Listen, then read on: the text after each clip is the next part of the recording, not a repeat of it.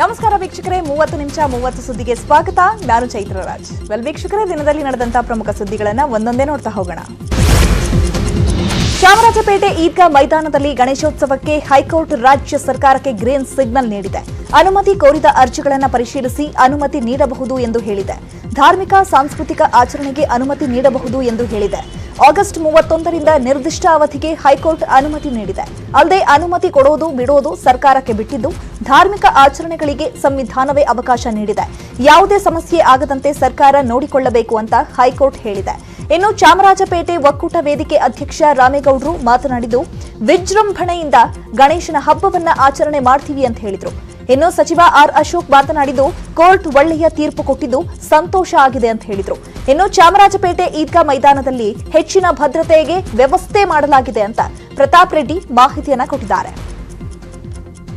ನ್ಯಾಯಾಧೀಶರ ಮುಂದೆ ಬಂದು ಇವತ್ತು ಡಬಲ್ ಬೆಂಚಲ್ಲಿ ಇವತ್ತು ನಿನ್ನೆ ಆದಂತ ತೀರ್ಪಿಗೆ ವಿರುದ್ಧವಾಗಿ ಇವತ್ತು ಸರ್ಕಾರದ ಮಟ್ಟಕ್ಕೆ ಕೊಟ್ಟಿದ್ದಾರೆ. ಸರ್ಕಾರ ಈ ಒಂದು ಗಣೇಶೋತ್ಸವಕ್ಕೆ ಅನುಮತಿ ಕೊಡೋದು ಸರ್ಕಾರಕ್ಕೆ ಸೇರಿದ್ದು ಅಂತ ಹೇಳಿದ್ದಾರೆ. ಧಾರ್ಮಿಕ ಕಾರ್ಯಗಳಿಗೂ ಕೊಡಬಹುದು ಅಂತ ಹೇಳಿದ್ದಾರೆ. ಎಲ್ಲವನ್ನು ಕ್ಲಿಯರೆನ್ಸ್ ಕೊಟ್ಟಿರೋದು ನಮಗೆ ಬಹಳ ಸಂತೋಷ ತಂದಿದೆ. ಅರ್ಜಿಗಳನ್ನು ಪರಿಶೀಲನೆ ಮಾಡೋಕ್ಕೆ ಅವಕಾಶ ಸಿಕ್ಕಿದೆ ಅಂತ ಹೇಳಿದ್ರೆ ಮುಂದುವರಿಯುವಂಥದ್ದಕ್ಕೆ ಒಂದು ಗ್ರೀನ್ ಸಿಗ್ನಲ್ ಸಿಕ್ಕಿದೆ ಅಂತ ಸರ್ಕಾರ ಇದನ್ನು ಕಾನೂನಾತ್ಮಕವಾಗಿ ನಾವು ಯೋಚನೆ ಮಾಡಿ ತೀರ್ಮಾನವನ್ನು ತೆಗೆದುಕೊಳ್ತೀನಿ. ನನಗೆ ಬಂದಿರೋವಂಥ ವಿಜ್ಞಾನ ಗಣೇಶ ನಿವಾರಣೆ ಮಾಡ್ತಾನೆ ಅನ್ನೋ ಒಂದು ಭರವಸೆ ನನಗಿದೆ. ಮೊನ್ನೆ ಅಲ್ಲ ಅಂತಾಗಿತ್ತು, ಇವತ್ತು 6.5 ಕೋಟಿ ಕನ್ನಡಿಗರ ಒಂದು ಸ್ವತ್ತಾಗಿದೆ. ಇನ್ನು ಮುಂದೆ ಕನ್ನಡ ರಾಜ್ಯೋತ್ಸವವನ್ನು ಭಾಳ ವಿಜೃಂಭಣೆಯಿಂದ ನಾವು ಅಲ್ಲಿ ಆಚರಣೆ, ನವೆಂಬರ್ಗೆ ಕನ್ನಡ ರಾಜ್ಯೋತ್ಸವವನ್ನು ವಿಜೃಂಭಣೆ ಆಚರಣೆ ಮಾಡುವಂಥದ್ದಕ್ಕೆ ಒಂದು ಅನುಮತಿಯನ್ನು ಇವತ್ತು ಸಿಕ್ಕದಂಗೆ ಆಯಿತು. ಜಿಲ್ಲಾಧಿಕಾರಿಗಳಿಗೆ ನೀಡಿದೆ. ಸೊ ಜಿಲ್ಲಾಧಿಕಾರಿಗಳು ತೀರ್ಮಾನ ತೆಗೆದುಕೊಂಡ ನಂತರ ಅದರ ಅನುಗುಣವಾಗಿ ಏನೇನು ನಾವು ಭದ್ರತಾ ವ್ಯವಸ್ಥೆಯನ್ನು ಕಲ್ಪಿಸಬೇಕು ಅದನ್ನು ನಾವು ಮಾಡ್ತೀವಿ. ಮತ್ತು ಆ ಹಿನ್ನೆಲೆಯಲ್ಲಿ ಮತ್ತು ಬೇರೆ ಬೇರೆ ಯಾವ ರೀತಿ ಮುಂಜಾಗ್ರತಾ ಕ್ರಮಗಳನ್ನು ಜರುಗಿಸಬೇಕು ಅದನ್ನು ಸಹ ನಾವು ಮಾಡ್ತೀವಿ. ಈಗ ಸಿಂಗಲ್ ವಿಂಡೋ ಇದೆ, ತಮಗೆಲ್ಲರಿಗೂ ಗೊತ್ತಿದೆ. ಮನವಿಗಳೆಲ್ಲ ಸಿಂಗಲ್ ವಿಂಡೋ ಅಲ್ಲಿ ಬರ್ತವೆ, ಏನು ಬಂದರೂ ಸಹ ಅಲ್ಲಿ. ಇನ್ನು ಈದ್ಗಾ ಮೈದಾನದಲ್ಲಿ ಗಣೇಶ ಕೂರಿಸಲು ಹೈಕೋರ್ಟ್ ಗ್ರೀನ್ ಸಿಗ್ನಲ್ ಹಿನ್ನೆಲೆ ದಾವಣಗೆರೆಯ ಹೊನ್ನಾಳಿ ತಾಲೂಕಿನ ಹಿರೇಗೌಣಿಗೆರೆ ಗ್ರಾಮದಲ್ಲಿ ಶಾಸಕ ರೇಣುಕಾಚಾರ್ಯ ಸಿಹಿ ಹಂಚಿ ಸಂಭ್ರಮಿಸಿದರು.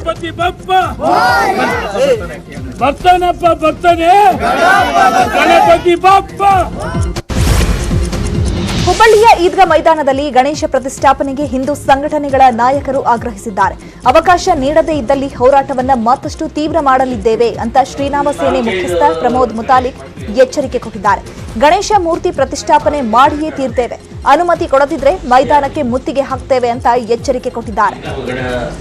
ಅವಕಾಶ ಕೊಡದೇ ಇದ್ರೆ ಈ ಬಾರಿ ಅಲ್ಲಿ ಪ್ರತಿಷ್ಠಾಪನೆ ಮಾಡೋದು ನಿಶ್ಚಿತ. ಸಾವಿರಾರು ಜನ ನುಗ್ಗಬೇಕಾಗತ್ತೆ, ಗಣಪತಿಯನ್ನು ಪ್ರತಿಷ್ಠಾಪನೆ ಮಾಡಬೇಕಾಗತ್ತೆ. ನೀವು ಗುಂಡು ಹೊಡೀರಿ, ಲಾಠಿ ಏಟ್ ಹಾಕಿರಿ, 144 ಹಾಕಿರಿ, ಅದನ್ನೆಲ್ಲವನ್ನು ಉಲ್ಲಂಘನೆ ಮಾಡಬೇಕು. ನಮ್ಮ ಹಕ್ಕಿರಿ, ಇದು ನಮ್ಮ ಹಕ್ಕಿಗೆ ನೀವು ಅಡ್ಡಿ ಬರುವಂಥವ್ರು ಯಾರು? ಸೊ ಹಾಗಾದ್ರೆ ನಾವು ಮುಂದಿನ ಹೆಜ್ಜೆನೂ ಇಡಬೇಕಾಗತ್ತೆ. ನಾಳೆ ಅವ್ರ ನಮಾಜ್ಗೂ ಕೂಡ ನಾವು ಅಡ್ಡಿ ಮಾಡಬೇಕಾಗತ್ತೆ. ಹಾಗಾದ್ರೆ ಯಾರಿನ ತೊಂದರೆ, ಯಾಕೆ ತೊಂದರೆ? ಸೊ ನಾವು ಪ್ರತಿಷ್ಠಾಪನೆ ಬಿಡಿಎ ತನ್ನ ಆದೇಶ ಉಲ್ಲಂಘಿಸಿ ನಿವೇಶನ ಹಂಚಿಕೆ ಮಾಡಿರುವ ಬಗ್ಗೆ ಸುಪ್ರೀಂ ಕೋರ್ಟ್ ಆಕ್ಷೇಪ ವ್ಯಕ್ತಪಡಿಸಿದೆ.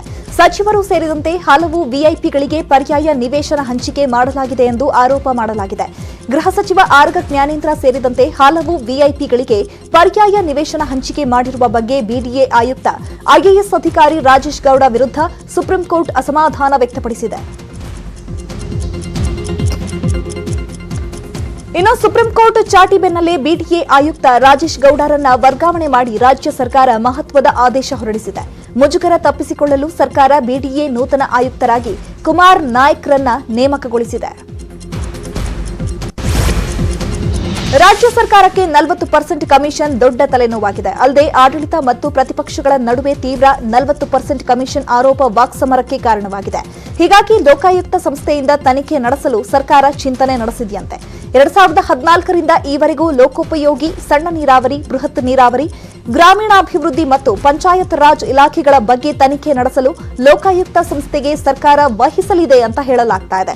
ಅಲ್ಲದೆ ಸಿದ್ದರಾಮಯ್ಯ ಸರ್ಕಾರದಿಂದ ಇಲ್ಲಿಯವರೆಗೂ ತನಿಖೆಗೆ ಆದೇಶಕ್ಕೆ ಸರ್ಕಾರ ಗಂಭೀರ ಚಿಂತನೆಯನ್ನ ನಡೆಸಿದೆಯಂತೆ.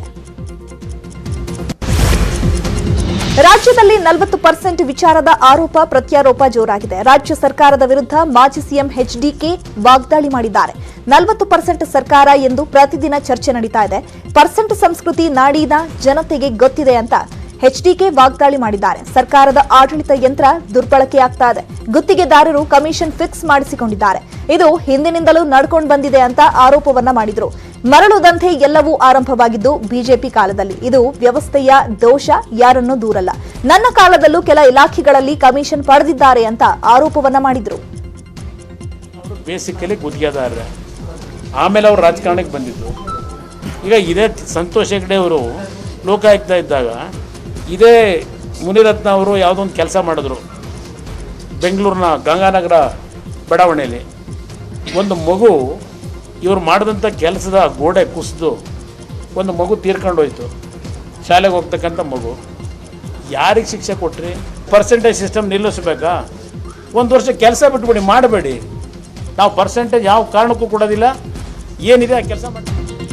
ಇನ್ನು ಗದಗದಲ್ಲಿ ಸಚಿವ ಉಮೇಶ್ ಕತ್ತಿ ಮಾತನಾಡಿದ್ದು 40% ಬಗ್ಗೆ ಆರೋಪ ಮಾಡಿದವರ ವಿರುದ್ಧ ಕಿಡಿಕಾರಿದ್ದಾರೆ. 40% ಭ್ರಷ್ಟಾಚಾರ ನಡೆದಿದ್ರೆ ಸಿಎಂರನ್ನ ಅಡ್ಡಾಡೋದಕ್ಕೆ ಬಿಡ್ತಾ ಇರಲಿಲ್ಲ. ಸುಳ್ಳು ಹೇಳಿಕೆ ಕೊಡೋದನ್ನ ನಿಲ್ಲಿಸಬೇಕು ಸಿದ್ದರಾಮಯ್ಯ ಅಂತ ವಾಗ್ದಾಳಿಯನ್ನ ಮಾಡಿದ್ದಾರೆ. 40% ಆರೋಪವನ್ನು ಮಾಡ್ತಾ ಇದ್ದಾರೆ. ರಾಜ್ಯದ ಜನ 40% ಕರಪ್ಷನ್ ನಡೀತಾ ಇದೆ ಅಂತ ಅರ್ಥ ಮಾಡಿಕೊಂಡ್ರೆ ಇವತ್ತಿನಿದ್ದಂಥ ವಿರೋಧ ಪಕ್ಷ ನಾಯಕರನ್ನ ಮತ್ತು ರಾಜ್ಯದ ಮುಖ್ಯಮಂತ್ರಿಗಳನ್ನ ಎಲ್ಲೂ ಅಡ್ಡಾಡಕ್ಕೆ ಬಿಡಂಗಿಲ್ಲ ಅಂತ ನನ್ನ ಅನಿಸಿಕೆ. ಇದು ಸುಳ್ಳು ಹೇಳಿಕೆಗಳನ್ನು ಕೊಡೋದು ಬಂದ್ ಮಾಡಿರಿ. ಒಬ್ಬ ಜವಾಬ್ದಾರಿ ವಿರೋಧ ಪಕ್ಷ ನಾಯಕನಾಗಿ, ಒಬ್ಬ ಮಾಜಿ ಮುಖ್ಯಮಂತ್ರಿಯಾಗಿ ನಿನ್ನ ಇತಿಮಿತಿಯಲ್ಲಿ ಏನಾಗಿದೆ, ಸರ್ಕಾರನ ಏನು ತಿದ್ದಬೇಕು, ಏನು ತಪ್ಪಾಗಿದೆ ಅಂಥ ವಿಷಯಗಳನ್ನು ಚರ್ಚೆ ಮಾಡೋದು. 40% ಆರೋಪವನ್ನು ಮಾಡ್ತಾ ಇದ್ದಾರೆ. RSS ಜೊತೆಗೆ ಆ ಸಿದ್ಧಾಂತ ದೇಶಭಕ್ತಿ ಇದರಿಂದ ನಾನು ಹೆಮ್ಮೆಯಿಂದ RSS ಜೊತೆಗೆ ನಾನು ಜೋಡಿಸ್ಕೊಂಡಿದ್ದೆ, ಅದೇನು ಅನುಮಾನನೇ ಇಲ್ಲ. ಆದರೆ ಸಿದ್ದರಾಮಯ್ಯವ್ರ ಬಗ್ಗೆ ನನಗೆ ಭಾಳ ಕನಿಕರ ಇದೆ. ನಾನು ಮೊನ್ನೆ ಹೇಳಿದ್ದೀನಿ, ಮತ್ತೆ ಅದನ್ನು ನಮ್ಮ ಸಿದ್ದರಾಮಯ್ಯನ ಬಗ್ಗೆ ನಾನು ಹೇಳಕ್ಕೆ ಇಚ್ಛೆಪಡೋದಿಲ್ಲ. ನಾವು ಒಂದು ದೊಡ್ಡ ಸಂಸ್ಥೆ, ದೇಶಭಕ್ತಿ ಸಂಸ್ಥೆಗೆ ಜೋಡಿಸ್ಕೊಂಡಿದ್ದೇವೆ.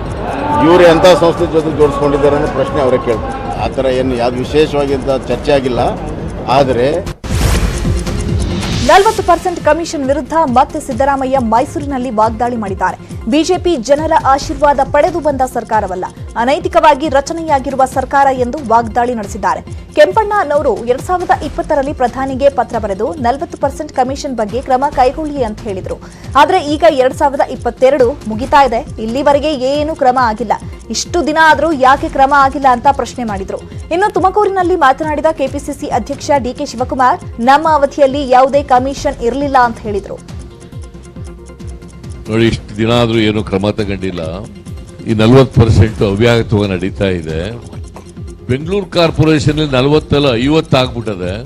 ಆಮೇಲೆ ಇನ್ ಸಮ್ ಕೇಸಸ್ 100 ಆಗ್ಬಿಟ್ಟದೆ. ಯಾಕಂದ್ರೆ ಕೆಲಸನೇ ಮಾಡದೆ ಬಿಲ್ ತಗೋತಾ ಇದ್ದಾರೆ. ಯಾರು ಕಮಿಷನ್ ಕೊಟ್ಟರೋ ಬಿಟ್ರೋ, ನಮ್ಮ ಸರ್ಕಾರದಿಂದ ಯಾವ ಕಮಿಷನ್ ಇಲ್ಲ. ಏನಾದ್ರು ಕಮಿಷನ್ ಇತ್ತು ಅಂದ್ರೆ ಇವತ್ತು ಹೇಳ್ತಾ ಇದ್ದೀನಿ, ಮುಖ್ಯಮಂತ್ರಿಗಳಿಗೆ ಜುಡಿಷಿಯಲ್ ಎನ್ಕ್ವೈರಿ ಆರ್ಡರ್ ಮಾಡಬೇಕು. ಅವ್ರು ಮಾಡಿರಲಿ, ನಾವು ಮಾಡಿರಲಿ, ಇನ್ನೊಂದು ಸರ್ಕಾರ ಮಾಡಿರಲಿ, ಯಾರು ಏನು ಬೇಕಾದ್ರೂ ಮಾಡಲಿ, ಒಂದು ಜುಡಿಷಿಯಲ್ ಎನ್ಕ್ವೈರಿ ಆರ್ಡರ್ ಮಾಡಿ ಎಲ್ಲ ಸತ್ಯತೆಗಳು ಈಚೆ ಬರ್ತದೆ. ಯಾರ್ಯಾವ ಏನೇನು ದಾಖಲೆ ಇದೆಲ್ಲ ತಂದು ಬಿಚ್ಚಿಡ್ತಾರೆ. ಕಾಂಗ್ರೆಸ್ನ ಹಿರಿಯ ನಾಯಕ ಮಾಜಿ ಕೇಂದ್ರ ಸಚಿವ ಗುಲಾಂ ನಬಿ ಆಜಾದ್ ಬಿಗ್ ಶಾಕ್ ಕೊಟ್ಟಿದ್ದಾರೆ. ಕಾಂಗ್ರೆಸ್ ಪಕ್ಷದ ಎಲ್ಲಾ ಸ್ಥಾನಕ್ಕೂ ರಾಜೀನಾಮೆ ಸಲ್ಲಿಸುವ ಮೂಲಕ ಆಘಾತ ಮೂಡಿಸಿದ್ದಾರೆ. ಕೆಲ ದಿನಗಳ ಹಿಂದೆ ಜಮ್ಮು ಮತ್ತು ಕಾಶ್ಮೀರದ ಕೆಲವು ಹುದ್ದೆಗಳಿಗೆ ರಾಜೀನಾಮೆ ನೀಡಿದ್ರು. ಈಗ ಪಕ್ಷದ ಪ್ರಾಥಮಿಕ ಸದಸ್ಯತ್ವ ಸ್ಥಾನಕ್ಕೂ ರಾಜೀನಾಮೆ ನೀಡಿದ್ದಾರೆ. ಇನ್ನು ರಾಜೀನಾಮೆ ಬಗ್ಗೆ ಸೋನಿಯಾ ಗಾಂಧಿ ಅವರಿಗೆ ಸುದೀರ್ಘ ಪತ್ರ ಬರೆದಿರುವ ಆಜಾದ್, ರಾಹುಲ್ ಗಾಂಧಿ ಅವರು ಅಪ್ರಬುದ್ಧ ಮತ್ತು ಪಕ್ಷದಲ್ಲಿನ ಸಲಹಾ ವ್ಯವಸ್ಥೆಯನ್ನ ನಾಶಪಡಿಸಿದ್ದಾರೆ ಎಂದು ಟೀಕಿಸಿದ್ದಾರೆ. ಇನ್ನು ಗುಲಾಂ ನಬಿ ಆಜಾದ್ ರಾಜೀನಾಮೆ ಬೆನ್ನಲ್ಲೇ ಜಮ್ಮು ಕಾಶ್ಮೀರದ ಕಾಂಗ್ರೆಸ್ ಶಾಸಕರು ಬಂಡಾಯವೆದ್ದಿದ್ದಾರೆ. ಕಾಂಗ್ರೆಸ್ ಪಕ್ಷಕ್ಕೆ 5 ಶಾಸಕರು ರಾಜೀನಾಮೆ ನೀಡಿದ್ದಾರೆ.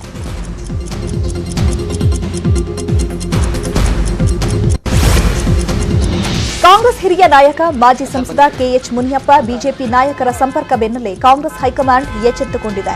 ಕೆಎಚ್ ಮುನಿಯಪ್ಪಗೆ ಕರೆ ಮಾಡಿದ ರಣದೀಪ್ ಸುರ್ಜೇವಾಲಾ ಮಾತುಕತೆ ನಡೆಸಿದ್ದಾರೆ. ಪಕ್ಷ ಬಿಡುವ ನಿರ್ಧಾರ ಮಾಡಬೇಡಿ, ಪಕ್ಷ ಯಾವತ್ತೂ ನಿಮ್ಮನ್ನ ಕಡೆಗಣಿಸಿಲ್ಲ. ಪಕ್ಷದ ಕಾರ್ಯ ಚಟುವಟಿಕೆಗಳಲ್ಲಿ ಸಕ್ರಿಯವಾಗಿ ಭಾಗಿಯಾಗಿ ಶೀಘ್ರದಲ್ಲಿ ನಿಮಗೆ ಉನ್ನತ ಸ್ಥಾನಮಾನ ನೀಡುತ್ತೇವೆ ಅಂತ ಭರವಸೆ ಕೊಟ್ಟಿದ್ದಾರೆ. ಸಿದ್ದು ತವರಿನಲ್ಲಿ ಮತ್ತೊಮ್ಮೆ ಒಕ್ಕಲಿಗ ದಿಗ್ಗಜ ನಾಯಕರು ವೇದಿಕೆ ಹಂಚಿಕೊಂಡಿದ್ದಾರೆ. ಕೆಂಪೇಗೌಡ ಜಯಂತಿ ಆಚರಣೆ ಸಮಾರಂಭದಲ್ಲಿ ಮಾಜಿ ಸಿಎಂ ಎಚ್ಡಿ ಕುಮಾರಸ್ವಾಮಿ, ಕೆಪಿಸಿಸಿ ಅಧ್ಯಕ್ಷ ಡಿಕೆಶಿ ಹಾಗೂ ಶಾಸಕ ಜಿಟಿ ದೇವೇಗೌಡ ಒಂದೇ ವೇದಿಕೆಯಲ್ಲಿ ಕಾಣಿಸಿಕೊಂಡಿದ್ದಾರೆ. ಕಾರ್ಯಕ್ರಮದಲ್ಲಿ ಶ್ರೀ ನಿರ್ಮಲಾನಂದನಾಥ ಸ್ವಾಮೀಜಿ ಸಹ ಭಾಗವಹಿಸಿದ್ದಾರೆ. ಬಹುಕಾಲದಿಂದ ನಮ್ಮ ಹುಣಸೂರಿನಲ್ಲಿ ಕೆಂಪೇಗೌಡ ಜಯಂತಿ ಆಚರಿಸಲೇಬೇಕು, ಸ್ವಾಮಿಗಳು ಬರಬೇಕು ಎಂಬ ಅಪೇಕ್ಷೆ ನಿಮ್ಮದಾಗಿದೆ. ಮೈಸೂರಿನ ಹುಣಸೂರಿನಲ್ಲಿ ಡಿಕೆ ಶಿವಕುಮಾರ್, ಎಚ್ ವಿಶ್ವನಾಥ್ ಒಟ್ಟಿಗೆ ಕಾಣಿಸಿಕೊಂಡಿದ್ದಾರೆ.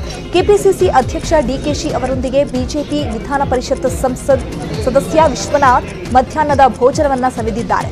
ಕಾಂಗ್ರೆಸ್ ಶಾಸಕ ಎಚ್ಪಿ ಮಂಜುನಾಥ್ ನಿವಾಸದಲ್ಲಿ ಇಬ್ಬರು ಒಟ್ಟಿಗೆ ಊಟ ಮಾಡಿದ್ದಾರೆ. ಇದಕ್ಕೂ ಮುನ್ನ ಡಿಕೆ ಶಿವಕುಮಾರ್ ಹಾಗೂ ಎಚ್ಡಿ ಕುಮಾರಸ್ವಾಮಿ ಜೊತೆ ವೇದಿಕೆ ಕಾರ್ಯಕ್ರಮದಲ್ಲಿ ವಿಶ್ವನಾಥ್ ಕಾಣಿಸಿಕೊಂಡಿದ್ದರು.